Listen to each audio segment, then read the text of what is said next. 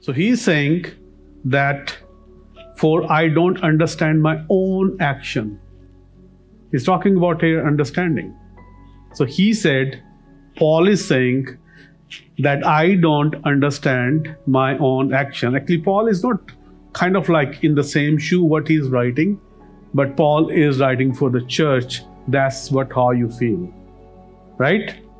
So he says, for I don't understand my own actions, for I don't do what I want, but I do the very thing I hate.